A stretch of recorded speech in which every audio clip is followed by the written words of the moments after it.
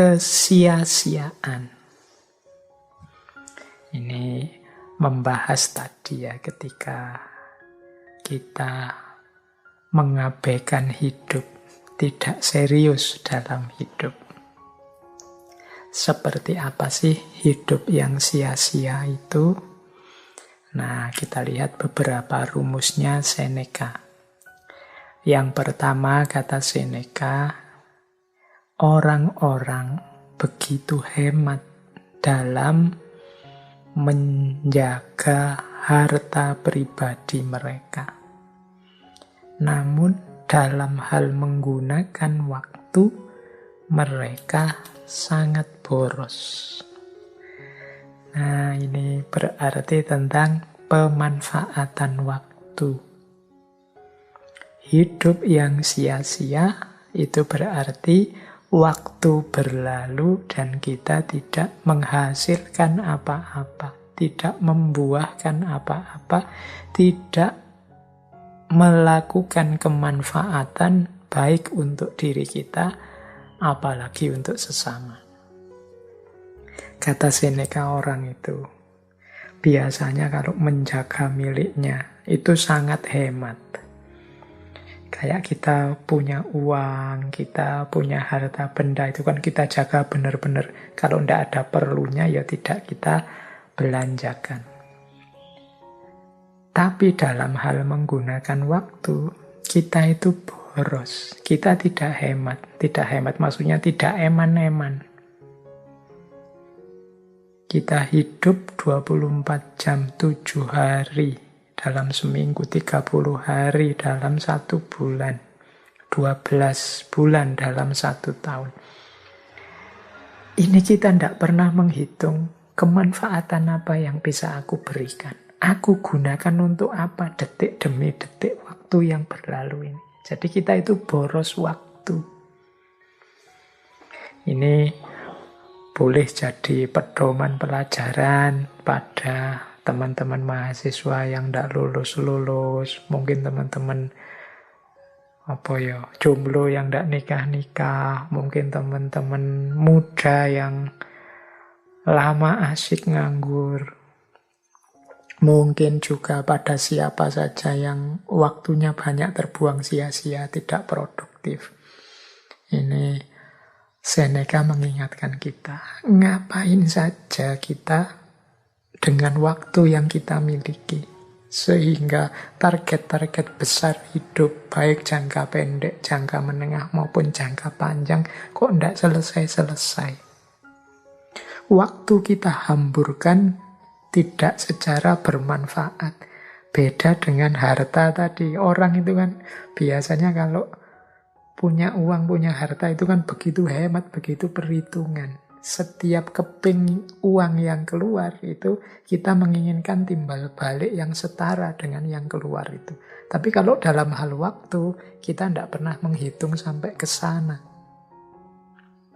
Pokoknya waktu lewat, ya lewat saja. Sampai kita kaget-kaget sendiri. Wah, sudah hampir 2 tahun ini pandemi. Wah, ternyata sudah ganti bulannya. Wah, ternyata sekarang sudah 2021, tidak terasa ya. Seperti kemarin saja baru apa. Kita kan sering menggunakan kalimat-kalimat ini. Ini mungkin indikasi betapa kita tidak hemat dalam menggunakan waktu. Kita terlena, ditelan oleh waktu.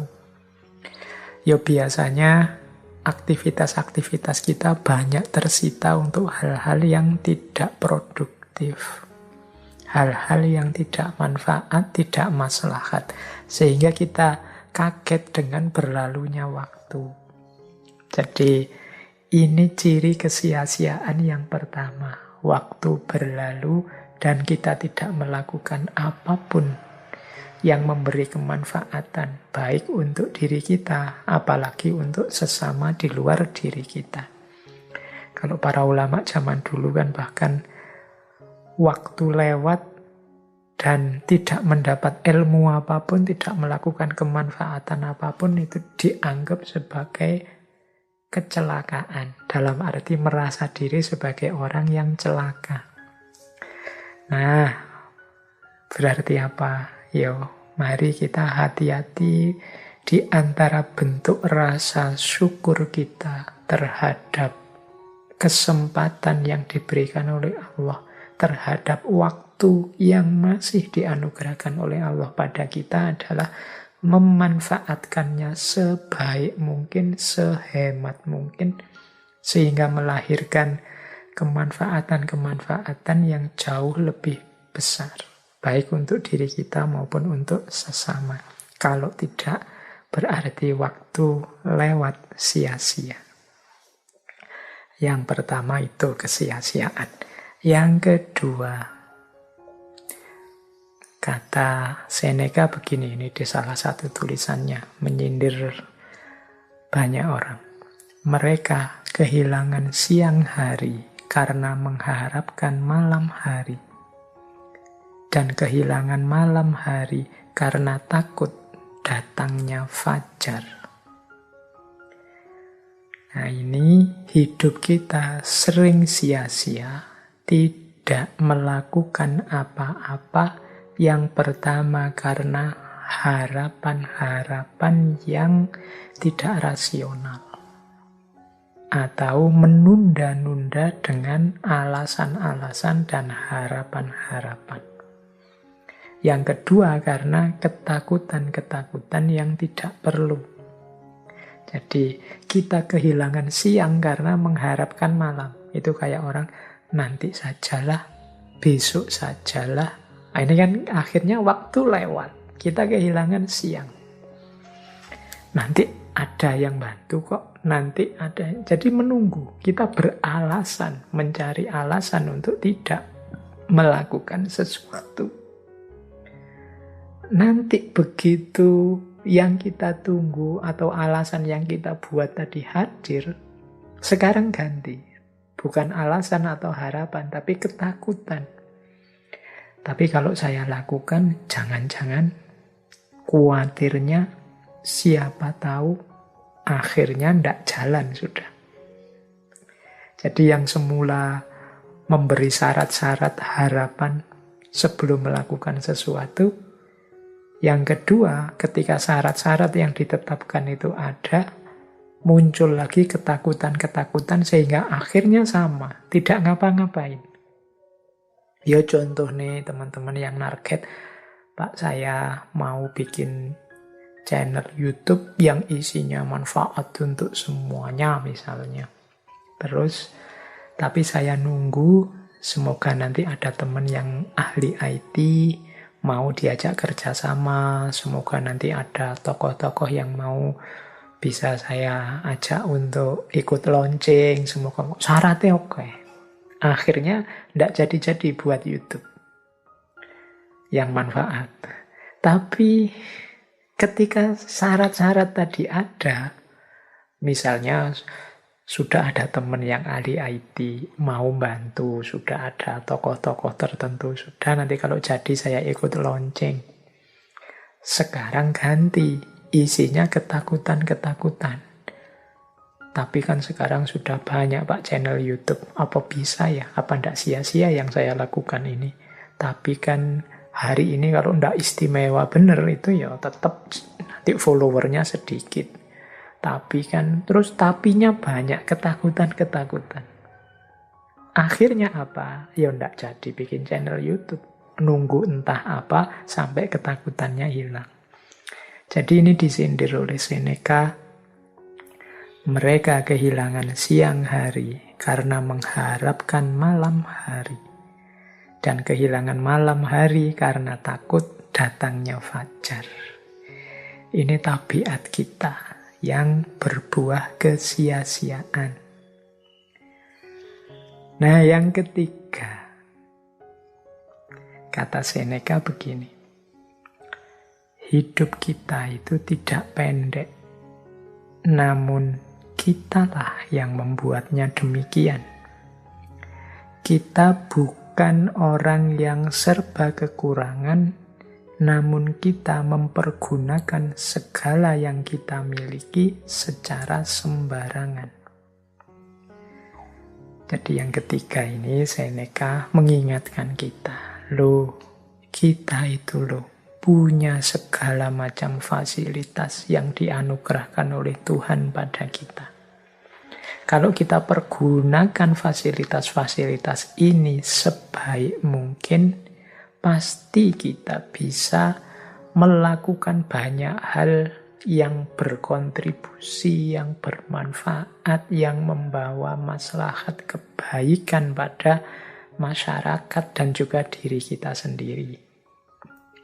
Hanya saja selama ini kita tidak maksimal menggunakan fasilitas-fasilitas itu atau kita gunakan secara sembarangan. Akhirnya kemanfaatannya minimal. Kita punya akal pikiran. Sejauh mana sih kita daya gunakan akal pikiran gitu untuk kemanfaatan, kontribusi pada masyarakat. Kita punya kesehatan, kita punya mata yang sehat, hidung yang sehat, telinga yang sehat, mulut yang sehat. Kita gunakan untuk apa sih semua itu? Jangan-jangan kita menggunakannya secara sembarangan, seperti kata Seneca tadi. Akhirnya apa?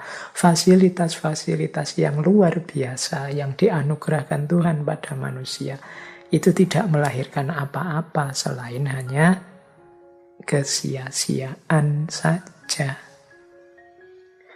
Jadi akarnya kesia-siaan ternyata ada pada diri kita yang tidak memanfaatkan, mempergunakan segala fasilitas yang kita miliki dalam hidup. Keistimewaan-keistimewaan yang diberikan oleh Tuhan pada kita sebagai manusia. Kita pergunakan secara sembarangan, tidak kita pergunakan dengan baik dan manfaat.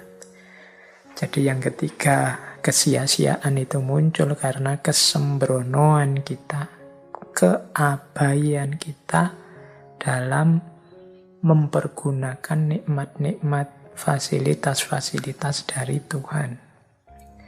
Jadi dari tiga hal ini bisa kita simpulkan berarti menurut Seneca hidup itu sia-sia.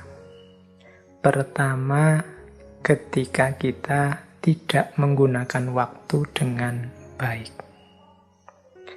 Yang kedua, ketika kita terlalu banyak membuat alasan, membuat dalih, menunda-nunda tindakan sehingga akhirnya kita tidak melakukan apa-apa yang bermanfaat. Yang ketiga, ketika kita tidak mendayagunakan, memanfaatkan berbagai fasilitas anugerah dari Tuhan secara baik. Kita mempergunakannya untuk hal-hal yang tidak penting. Kita mempergunakannya secara sembrono. Bahkan mungkin kita pergunakan untuk hal-hal yang merusak, yang mafsadat.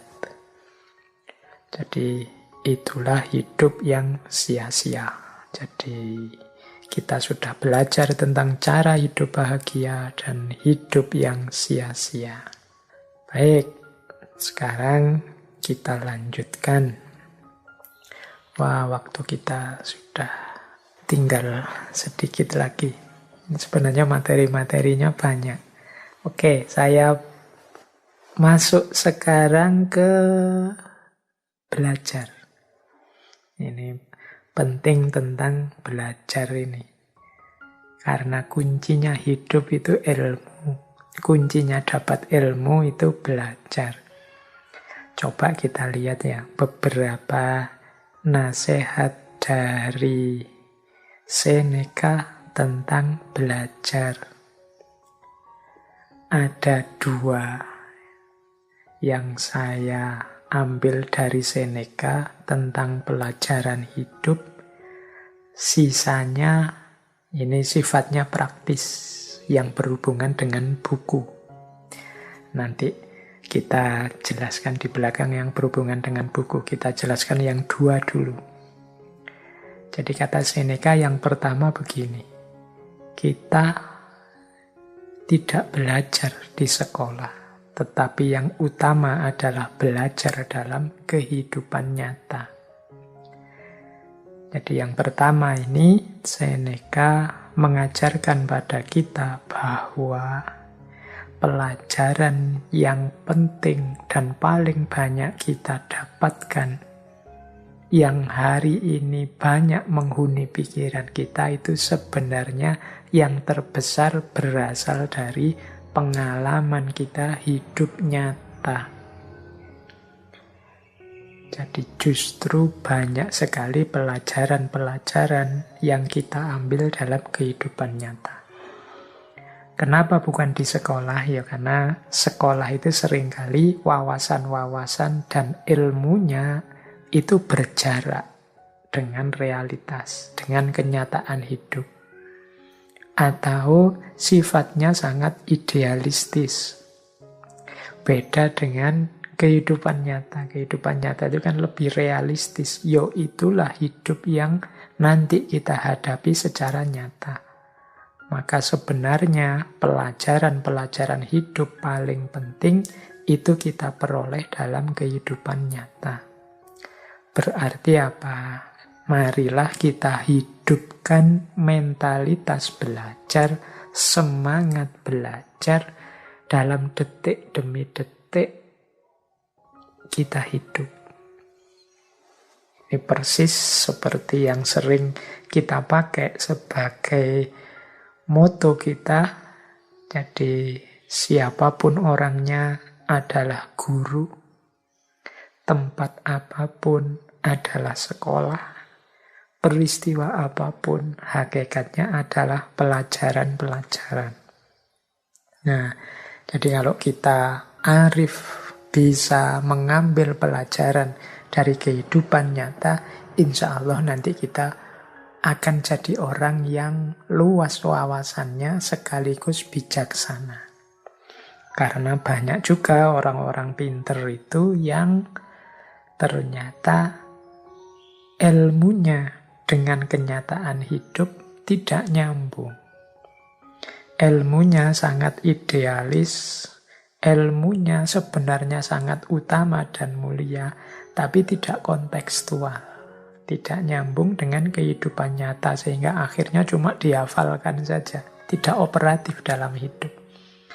Nah, kata Seneca, justru pelajaran yang sejati itu kita peroleh dalam kehidupan nyata. Yang kedua, kata Seneca, tidak mudah mengajak orang kepada kebaikan dengan pelajaran. Lebih mudah melakukannya dengan teladan. Ini juga teman-teman pastinya sudah paham ya. Ngajar itu yang paling mudah ditangkap itu dengan contoh, dengan memberikan teladan-teladan. Daripada menghafalkan teori sholat, kan lebih baik langsung mencontohkan inilah sholat yang benar. Nah, ini persis seperti Kanjeng Nabi itu kan, shollu kama ra'aitumuni usolli. Pelajarannya itu ya dalam teladan beliau sholat itu. Itu akan lebih mudah dipahami, lebih masuk. Ada contoh-contoh konkretnya.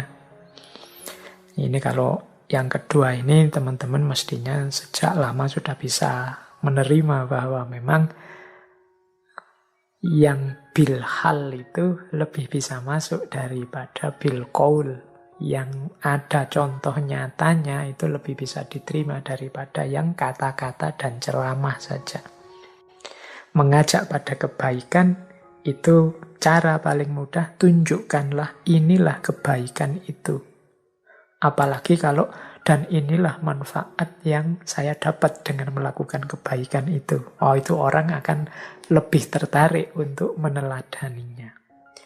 Jadi dalam hal belajar ada dua hal penting ini yang saya ambil dari Seneca. Ada tiga hal yang lain.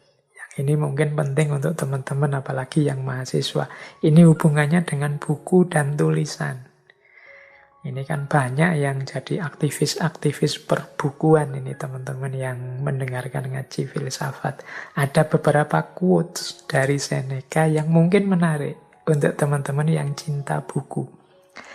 Kata Seneca begini, "Leisure without books is death and burial of a man alive."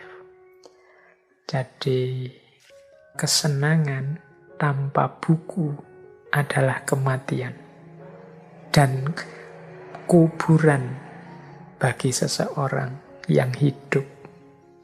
Jadi kesenangan-kesenangan kita itu kalau tidak diwarnai buku-buku itu seperti kematian dan kuburan. Ini sebenarnya menarik kalimat ini, berarti apa? Ayo kita gembira, ayo kita senang dalam hidup ini, tapi jangan lupa buku-buku, jangan lupa belajar, jangan lupa meningkatkan wawasan keilmuan. Leisure itu kan nantinya senang-senang. Yuk ngopi-ngopi, nongkrong-nongkrong, guyon-guyon, tapi tetap ada bukunya, tetap ada ilmu dan wawasan yang berputar di situ. Jadi leisure without book is death and burial of a man alive. Jadi kegembiraan tanpa buku itu seperti kematian dan kuburan bagi orang yang hidup. Kalau hanya ketawa-ketawa saja, kalau hanya seneng-seneng saja, ngopi-ngopi, ngerokok saja, tidak ada wawasan yang tambah, tidak ada pengetahuan yang bertambah, itu kayak kuburan, kayak kematian. Maka harus ada buku di situ. Ini sebenarnya dorongan untuk kita belajar kapanpun dan dimanapun. Nah, masih tentang buku, yang kedua, Seneca bilang begini, "It does not matter how many books you have, but how good the books are which you have." Tidak masalah berapa banyak buku yang kau miliki, namun seberapa bagus buku yang kamu miliki. Nah, ini bagi kolektor-kolektor buku, teman-teman yang suka membaca. Ternyata kata Seneca, yang penting itu bukan kuantitasnya, tapi kualitasnya buku. Punya banyak buku, kok isinya buku begitu-begitu semua. Apalagi buku bacaan lagi, wah itu berarti masalah. Jadi yang tidak masalah itu bukunya harus berkualitas. Jadi seberapa bagus buku yang engkau miliki, disitulah pengetahuan dan pikiranmu terbentuk. Karena bacaanmu kan menentukan pikiranmu, gagasanmu, caramu berpikir. Kalau buku-buku ndak penting, buku-buku apalagi yang merusak yang engkau baca, ya seperti itulah nanti isi pikiranmu. Maka bacaan itu penting. It does not matter how many book you have. Jadi bukan masalah berapa banyak buku, tapi berapa berkualitas buku yang kamu miliki. Ini kalau saya ketemu Seneca, mau saya bilang, quotes ini kurang satu kalimat. Dan sejauh mana engkau membaca buku-buku itu. Karena banyak kan hari ini teman-teman itu yang statusnya hanya kolektor buku. Mungkin buku-buku berkualitas yang dimiliki, tapi ya jarang dibaca atau jangan-jangan tidak pernah dibaca, hanya jadi koleksi saja. Apalagi kalau buku-buku itu hasilin download. Wah, kita berlomba-lomba download. Kalau ada teman punya PDF-nya buku apa, kita minta-minta ngantri. Kita koleksi di laptop kita sebanyak mungkin, ning ya ora ono sing diwaca. Hanya jadi koleksi saja. Itu kan status kita akhirnya bukan jadi pembaca buku, tapi kolektor buku. Jadi ini bagi teman-teman yang suka dengan buku ya. Jadi semoga buku itu statusnya bukan barang koleksi. Cirinya buku bukan barang koleksi itu ya berarti dibaca beneran, bila perlu dicoret-coret, ditanda-tandai mana yang penting, mana yang bisa aku ambil, dan lain sebagainya. Jadi bagi Seneca tidak penting berapa banyak buku, yang penting buku-buku yang berkualitas saya tambah, yang penting lagi buku-buku berkualitas itu dibaca atau tidak. Kalau hanya dikoleksi ya tidak ada gunanya. Nah, masih saya bawa lagi quotes tentang buku dan belajar ini dari Seneca. Beliau punya kalimat juga begini.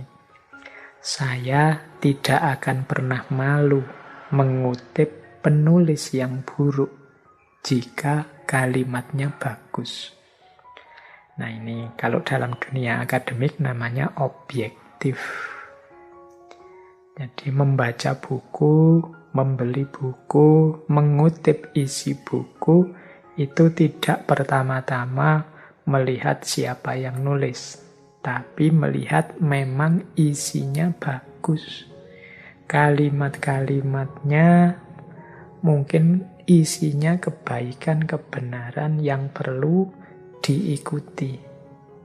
Jadi kata Seneca, aku ndak malu ngutip penulis-penulis, mungkin penulis ini dianggap orang buruk, tapi kalau ada bagian dari buku atau tulisannya itu yang menurutku baik dan bagus, yuk aku ambil. Jadi ini bahasa kita hari ini objektif. Ini mungkin pelajaran loh bagi kita. Hari ini kan kadang-kadang kita itu mau setuju atau tidak, pendapat seseorang ikut atau tidak, pernyataan seseorang, kita lihat orangnya dulu, kita lihat afiliasi organisasinya dulu, kita lihat kemarin-kemarin dia jelek apa bagus. Kalau Seneca enggak, dia objektif saja. Orang ini mungkin bagi banyak orang dianggap penulis yang buruk atau orangnya memang buruk. Tapi di buku yang dianggap buruk ini ada bagian yang menurutku bagus. Ya aku kutip bagian yang bagus itu. Jadi yang bagus disebut bagus, yang tidak bagus ya disebut tidak bagus. Saya tidak malu, meskipun ngutip tokoh yang mungkin bagi orang tertentu dianggap jelek. Karena seperti saya bilang tadi di depan, kadang-kadang dalam hal-hal yang buruk ada kebaikan yang bisa kita ambil, dan dalam hal-hal yang baik ada keburukannya, sehingga kita tetap harus kritis. Jadi ini salah satu tuntunan dari Seneca. Ini kalau pakai bahasa agama mungkin ya unzur makola wala tanzur mangkola. Lihatlah apa yang dikatakan, jangan melihat siapa yang berkata. Baik, wah waktunya tinggal sedikit. Sebenarnya masih sangat banyak petuah-petuah, nasihat-nasihat dari Seneca ini. Cuma ya karena keterbatasan waktu kita tidak bisa mengulas semuanya, masih banyak tema-tema yang lain. Kita malam hari ini hanya membahas beberapa tema. Ini waktunya sudah mepet. Yang terakhir, baiklah kita tutup saja dengan satu quotes kebijaksanaan dari Seneca. Sebenarnya tentang kebijaksanaan ini banyak, panjang. Saya ambil satu ya. Beliau menyatakan begini antara lain. Setiap malam sebelum tidur, kita harus bertanya kepada diri kita. Yang pertama, apa kelemahan yang aku taklukkan hari ini? Yang kedua, kebajikan apa yang aku capai? Nah ini penting bagi kita ya, biar hari-hari kita itu senantiasa dari kebaikan menuju lebih baik. Dari kebenaran menuju lebih benar. Dari kekurang sempurnaan menuju lebih sempurna. Jadi ini Seneca nuntun kita, ayo sebelum kita tidur, mari kita introspeksi diri. Kalau bahasa agamanya muhasabah. Mudahnya begini. Yang pertama mari kita bertanya, Apa sih kelemahan-kelemahanku yang berhasil aku taklukkan hari ini? Misalnya saya itu Pak, males ngaji. Alhamdulillah hari ini aku bisa agak memaksa diri untuk ngaji. Wong ngaji itu baik. Saya tahu sejak lama ngaji itu baik, hanya saja akhir-akhir ini aku males ngaji. Sekarang aku sukses menaklukkan diriku. Aku sudah mulai ngaji sekarang. Itu jawaban dari pertanyaan tadi. Apa kelemahan hari ini yang aku taklukkan? Aku mulai ngaji. Contohnya begitu. Ya banyak kan kelemahan-kelemahan dalam hidup kita. Sudahkah kita berusaha menaklukkannya? Ya paling tidak kan sudah berusaha menaklukkan. Saya sudah berusaha tidak males lagi Pak. Saya sudah berusaha tidak mudah marah Pak. Saya sudah berusaha untuk sabar Pak. Saya sudah. Itu berarti perjuangan menaklukkan diri. Sebaliknya yang kedua, kebajikan apa yang aku capai. Kita kan oleh Allah juga selain kekurangan-kekurangan dianugerahi banyak kelebihan. Saya itu punya kelebihan kalau ngomong menyenangkan Pak. Ini tadi saya pakai untuk menggembirakan teman yang sedang kesusahan. Itu kebaikan yang hari ini aku capai. Saya itu di antara kelebihan saya adalah kepedulian pada sesama, pada teman. Hari ini saya banyak mengekspresikan kepedulian itu mungkin lewat WA atau lewat medsos yang lain. Itu namanya kebajikan. Saya itu sedikit-sedikit punya ilmu, punya wawasan tentang agama, Pak. Hari ini saya menularkan sedikit wawasan itu karena di rumah untuk adik saya, untuk keponakan saya, untuk saudara saya. Inilah kebajikan yang saya lakukan hari ini. Jadi ini teman-teman, salah satu tips dari Seneca, yuk setiap harinya sebelum tidur, itu kita tanya kepada diri kita dua hal ini. Apa perjuanganku mengatasi kekurangan kelemahanku hari ini? Yang kedua, apa tindakanku, apa perlakuanku yang menunjukkan kebajikan sesuai yang aku mampu hari ini. Jadi ini dua pertanyaan menjelang tidur. Ini mungkin nanti jadi kunci dari kebijaksanaan-kebijaksanaan hidup yang lain.